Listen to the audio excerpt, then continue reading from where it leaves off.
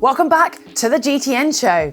Are we facing a new era of running? Is it time to potentially have two versions of the world record, both pre and post the carbon-plated shoe? Well, we're going to be discussing that this week after the impressive results we saw at the Half Marathon World Championships in Gdynia, Poland. We've also going to be looking at cold water swimming. We've got some form swim goggles to give away, as well as all of our usual features.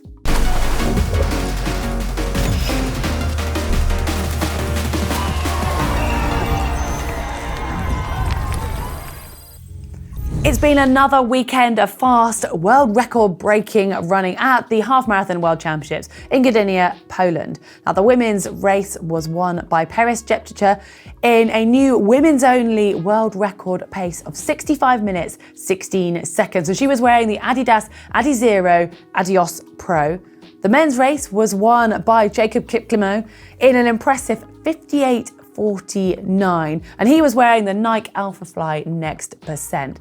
And also in that race, a very notable performance from Joshua Cheptegei. It was his debut performance at a half marathon distance, and he'd only just got the 10,000 meter world record 10 days ago, and he still managed at his very first half to go under the hour. So he recorded a time of 59:21, finishing fourth, and said he was really happy to break the hour barrier for his very first performance. And like he pointed out, he's kind of been focusing on the 5 and the 10K, as he has just recently got both of those records.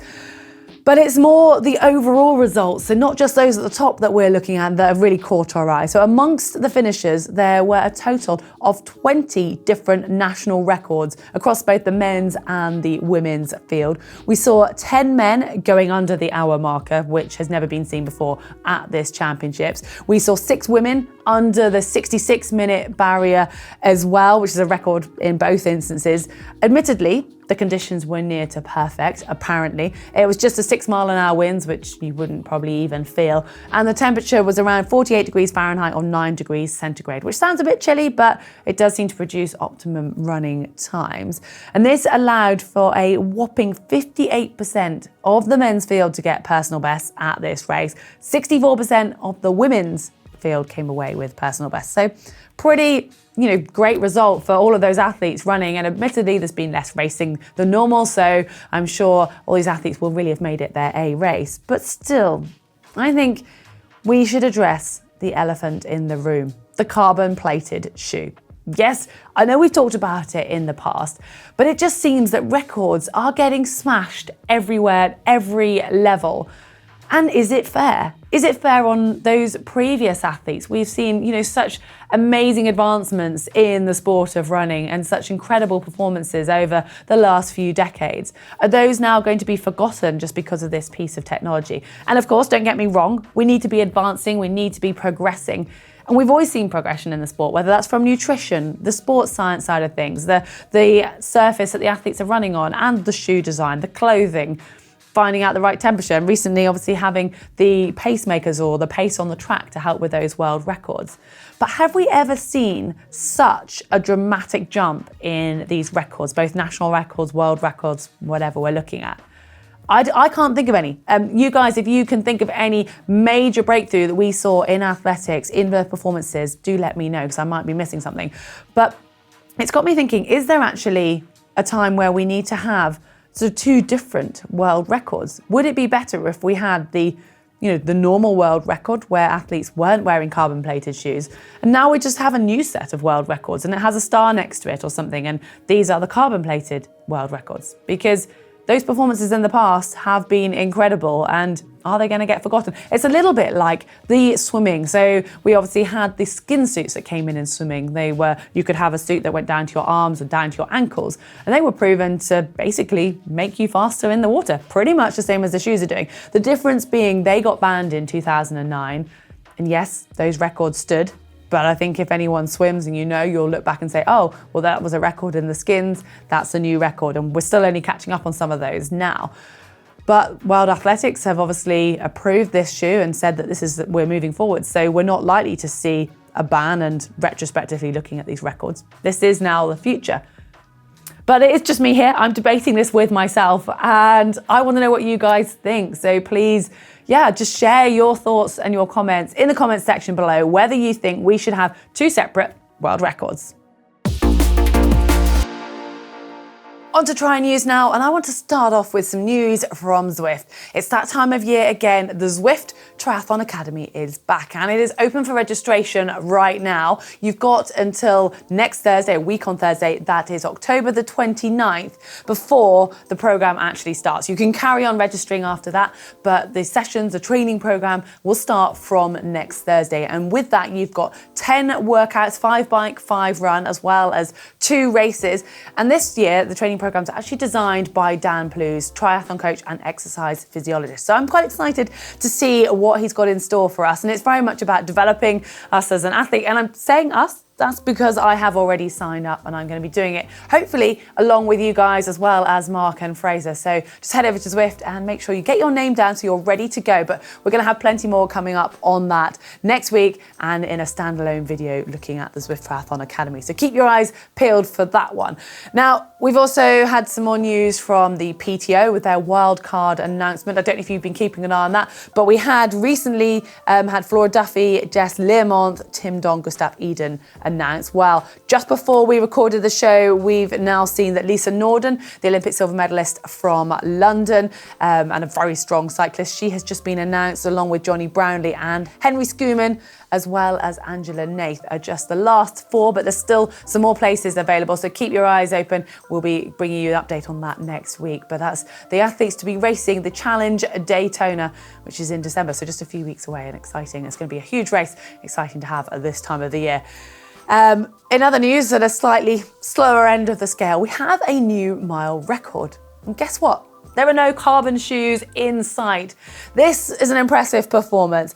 It is Ian Barnes, who's at the ripe old age of 85, run a mile on the track in 8 minutes, 10 seconds, 0.4 to get the British record that has been accredited by the British Athletics in his age group. And I think that's impressive, whatever. But one thing I did notice when I watched the video, it looked like he was running in spikes. And I know that if I run anything in spikes, my legs are in bits the next day. So if at the age of 85, he can run a mile that fast in spikes and still walk the next day, I need to know what he's eating or what his recovery methods are. That is seriously impressive. If you're anything like me, then just the thought of getting into cold water is going to make you shiver. But there is some new science to prove that maybe we should be doing it a little more often. Scientists are constantly finding benefits of cold water swimming, but there's been a new discovery on the fact that actually cold water submersion could benefit or help prevent or reduce the onset of dementia and other similar degenerative diseases. There is a bit of a catch, which I'll come to in a moment, but they've discovered that our bodies could actually produce a cold shock, this is what they call it, cold shock protein, RBM3, and this is then proven to actually help the brain be able to reduce the onset of dementia. I'm not exactly sure of the science of where that goes, but it's to do with looking at animals when they hibernate and then they rebuild those synapses and they're able to function again in the spring. It does involve the body getting quite cold. So they did this on a group of subjects who volunteered, because obviously you can't expect people to get into cold water on their own. And they actually had to allow their bodies to become mildly hypothermic. So the core body temperature had to drop down to around 35 degrees. And we're normally functioning at centigrade. We're usually functioning around 37.5 degrees centigrade. So at quite a dangerous level of cold. And it's only once the body gets that cold that it's actually been proven to produce these proteins. So the scientists aren't using that and recommending that we do it to help with dementia. They're more using it as a way to try and find a drug to help our bodies produce this protein. Please note the scientists point out it is a huge risk, and that's purely been an experiment, and we do not want to be getting our bodies down to hypothermic temperatures anytime soon. That said though, we are hopefully doing a video looking at cold water swimming here on GTN. I'm just hoping it doesn't involve me presenting from an ice bath, but if you've got any questions around swimming in the winter or swimming in cold water, then do let us know in the comment section below. Right then, now I have got a couple different pieces of tech news to talk to you about now, and given that it is the Kona time of year, we're quite used to seeing bike companies launch new frames and models at this time of year, and indeed we've had those coming from the likes of Arbea and Scott recently, and Mark has talked all about those in this section of the show. But to be fair, neither of those designs were particularly different or unfamiliar to what we're used to seeing from the bike industry.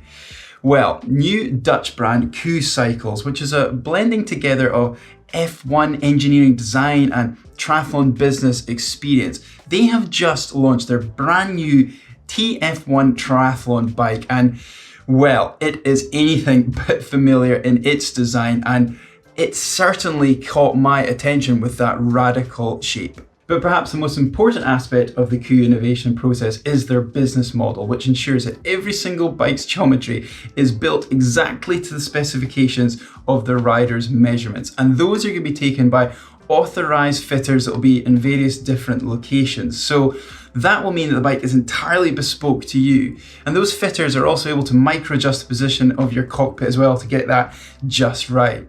And on top of all of this, they've got various levels of customized paint jobs on offer as well. And let's face it, who doesn't love a customized paint job? But as you'd suspect, all of this, well, it doesn't come very cheap at all, with the price for the TF1 at just under 11,000 euros. And for now, these bikes are only going to be able to be purchased in Europe. Now, this next piece of tech would be pretty useful for Heather because she has just reminded us that she finds it really difficult to get into the cold water, but I'm exactly the same. It's such a hard thing to do. So this new Ocean 1.0 wetsuit from the folks at De Boer would be just the answer, I reckon. Now, there have been a number of thermal wetsuit released from different brands over the years, but as far as I'm aware, none of them have claimed to be able to allow you to swim in water as cold as this. A staggering 6 degrees Celsius or 43 degrees Fahrenheit according to De Boer. Now, that is an absolute game changer for extending the open water swim season into the months either side of the summer, or indeed just being able to swim in really cold climates like Scotland. But it is worth noting that De Boer say to swim in those really cold waters, you need to use their thermal hoodie and gloves and booties as well. But either way, still really cold water. How have they done this? Well, by basing it on their current Flow 1.0 wetsuit and using the same Ultraflex material which is used in the construction of the arms and the shoulders, which means that there's no impact on the flexibility in those areas, which is usually something you'd expect with thicker neoprene that would likely be needed to keep you warm in the water. And they've also added a thermal furry liner, which they call ThermaFur. And this is a waterproof polyester type of lining, which is still quite flexible and light so that you are able to move nice and freely in the water. So all in all, that sounds pretty toasty. And they've also added what they call an oscillus pattern of yellow circles to the outside of the suit on the shoulders and the elbows and the backs of the calves, which they say will make you more visible from the distance too, which is nice and safe. And this can all be yours for the price of $1,399.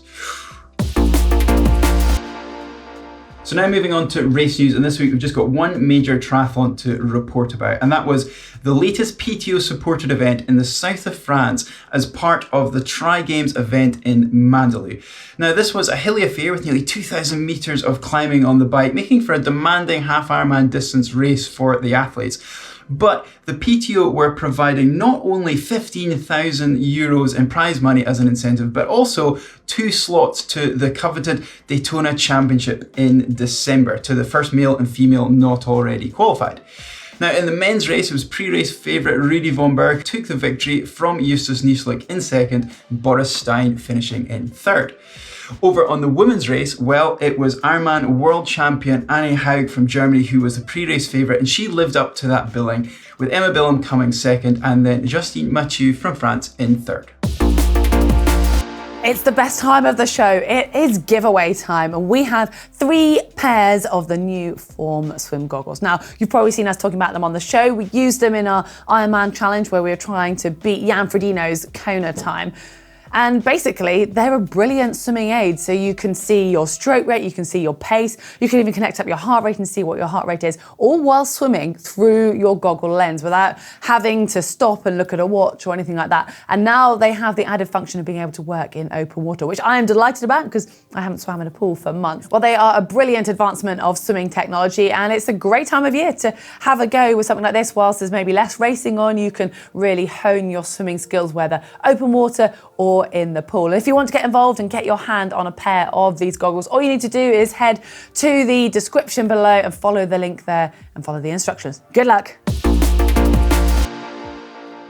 It is time for your photos, and you guys have been busy. When we asked to see what you were up to with races missing, and I know quite a few have been doing your own events, well, you guys have not disappointed, and this first one is pure example of that. It's sent in from Martin, from Ringtal in the Swiss Alps. Now, there's a bit of a story here. He says that due to Ironman Switzerland being cancelled, he decided to do Independence Man. So he's going to do his own Ironman on the 4th of July, but that ended in tears when he fell off his bike and I think managed to have a stab wound in his side and ended up in hospital. So 2 months later, I'm pleased to say he was back at it again, but this time a new title for his challenge. It was the Unstoppable Man. He said, I decided nothing short of ending up in hospital again would stop this one. And thankfully he didn't, and he has completed it. So he says, thrilled to manage it in just under 15 hours with the help of a superb support team, friends doing parts of the bike and run with me. And he says, I can legitimately claim to be the first to ever do an Ironman. Oh no, can I? He's asking us, covering 4 countries, Switzerland, Liechtenstein, Austria and Germany. Well, I think that's got to be a new record. I like that. Could be giving us an idea. Back, obviously when we're allowed to travel again. But brilliant stuff. And awesome views as well. We'd love to do a triathlon there, even if it covered maybe 5 countries. Maybe we could try and beat you. I'm joking. Our next photo here comes from Brad. And this is him 100 yards short of finishing his Olympic distance triathlon last week in Ponte Vedra Beach in Florida. It's a rather nice car behind him as well, but I know that's not what we're supposed to be looking at. But great to see an event happening, and yeah, great to see you guys completing these events too. This next one comes from Heiko Carl in Seoul, South Korea, and this looks like, I probably should have left this one for Mark to look at because it's a bit techie. Let's have a look. So he says it's his favorite configuration with a 50-teeth SRAM Axis red aero drive chain. I mean, that does look aero, doesn't it? And a cork power meter. He's got DT Swiss Arc 1100 wheel set, 80mm discs, Sync Ergonomics cockpit, the Cobb 55 Ironman Edition saddle, and then Keo Blade carbon ceramic pedals. Additionally, it's also equipped with the Wahoo Element bolt. Yeah, we like that. And the K-Edge Aero mount, an Elite Chrono Aero bottle, and Cobb X-Lab rear hydration combination. Do you know, that is the most comprehensive description of a bike that we've had sent in a long time. So thank you so much for that one, and also for a really great clear picture. And what a stunning setup. That looks seriously fast. So hopefully you're going to be racing that one sometime soon. Now we've got another competition photo, and I'm loving these because I know we're coming towards the end of the season in the Northern Hemisphere, so we're not going to have that many more race photos, so I've just kind of indulged in them a bit this week. This one's from Chris, an old Triben road bike. Oh, we don't actually see his bike though in the picture. As someone who has never been particularly athletic and someone who can barely swim the required distance, I was able to complete my first triathlon this year despite COVID restrictions. I missed my target time by less than 2 minutes. So I may need to look for another one soon. Oh, Chris, that sounds agonizingly close, but the great news is you're going to do another triathlon, and that's what we want to hear. So brilliant stuff. Well, I know it's kind of transitional time this time of year. Some of you going into race season in the Southern Hemisphere, Northern Hemisphere, maybe you're putting your race kit away and you're getting your pain caves out. Whatever it is you're up to in your triathlon journey, do let us know. Do share your photos. You can do that using the uploader that's on screen now, or by following the description in the link below. The link in the description below. You know what I mean. It's Caption Competition time, and there's been some brilliant suggestions this week, and I've struggled to narrow it down. So I've actually got 5 runners up and 1 winner of the GTN Cap. So it was this photo at the finish line from the recent World Cup. And our first runner up is Amir Nagera, looking for lost motivation. I think there's a few that would relate. Chris McLean, why run when you can walk? Why walk when you can crawl? Jeno Conrad, triathlon, try-athlon, why athlon, cry-athlon, diathlon. Got me. Ian Jones says, can someone help me find 2021? It's in here somewhere. Aren't we all just desperate for 2021? Really hope it's going to be a different scene. And our final runner-up comes from John Pedersen.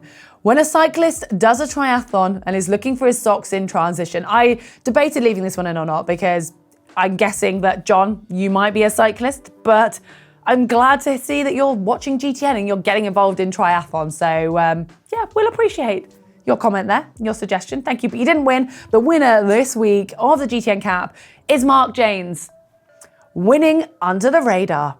Well done, Mark. Do get in touch and we will get a GTN cap sent out to you. And this week we have this photo, a rather wonderful picture of the swim start from the same World Cup. Well, you know what to do. Leave those suggestions in the comments section below. And that's bringing this week to a close. There's a lot coming up, including a rather exciting feature this weekend. It is man versus horse. I'm going to leave you guys to guess how that one panned out, but I am just going to give you a little hint. I didn't do much running. Yeah, I definitely got the better option with that. We have also got how to swim after a layoff. I had to get back into swimming, which might be appropriate for a few of you guys. So keep an eye out for those videos. And I'm wearing another new t-shirt from the shop. Well, it's new to me. You guys might have seen Mark wearing this one already, but we've got a great selection at the moment in the GTN shop. So go and check that one out. If you've enjoyed it, give us a like. And remember, you can subscribe by hitting that globe to make sure you get all of our videos here at GTN. And before you go, a couple of videos you might want to take a look at. Looking at the difference of swimming with your fingers open or closed, and basically which is best when it comes to swimming. And also why you should train with a training partner.